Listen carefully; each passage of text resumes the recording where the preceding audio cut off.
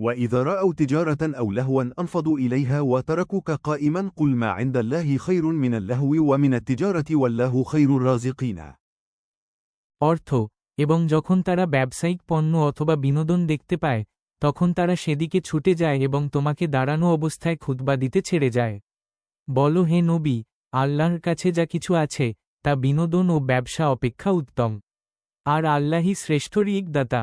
এক সারমর্ম, এই আয়াতটি সেই সব লোকদের আচরণের কঠোর সমালোচনা যারা জুমু আর খুতবা চলাকালীন ব্যবসা বা বিনোদনের দিকে ধাবিত হয়। তারা ব্যবসায়িক সুযোগ, তিজারা অথবা বিনোদনমূলক কিছু লাহ দেখামাত্রই মসজিদ ছেড়ে চলে যায়।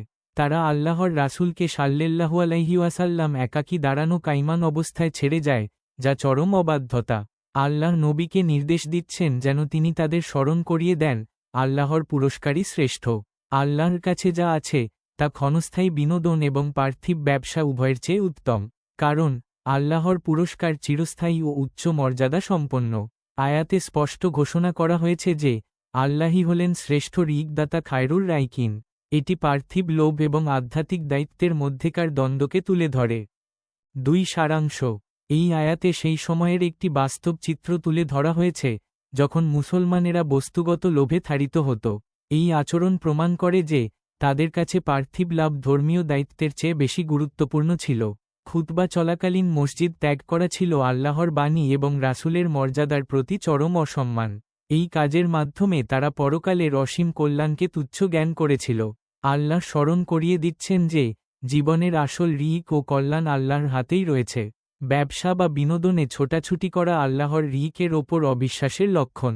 আল্লাহর ভাণ্ডারে যা কিছু আছে তা মানুষের সকল আকাঙ্ক্ষার চেয়েও বেশি মূল্যবান। সুতরাং আল্লাহর আদেশ ও ইবাদতকে সবার উপরে স্থান দেওয়া অপরিহার্য।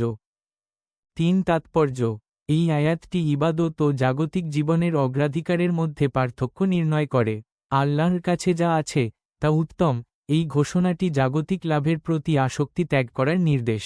আল্লাহই শ্রেষ্ঠ ঋগদাতা, এই বিশ্বাস মানুষকে অবৈধ ও অনৈতিক লাভের থেকে দূরে রাখে। জুমু আর খুতবা চলাকালীন চলে যাওয়া আল্লাহর বাণীর প্রতি উপেক্ষা এবং অবজ্ঞার বহিঃপ্রকাশ। এই আচরণ প্রমাণ করে তাদের অন্তরে পার্থিব লাভই প্রধান খোদা হয়ে উঠেছিল। আয়াতটি মুমিনদের শিক্ষা দেয় যে সাময়িক বিনোদনের চেয়ে আধ্যাত্মিক দায়িত্ব পালনই শ্রেষ্ঠ আনন্দ।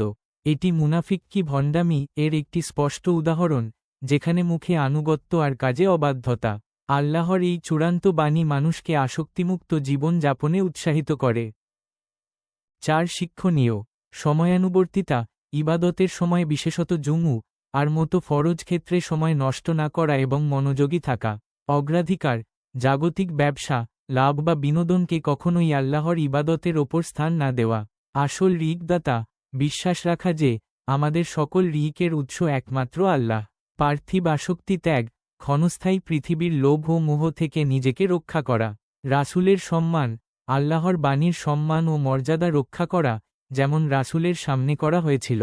ইখলাসের প্রমাণ, আল্লাহর প্রতি আন্তরিকতা বজায় রাখা, কেবল আনুষ্ঠানিকতা পালন না করা।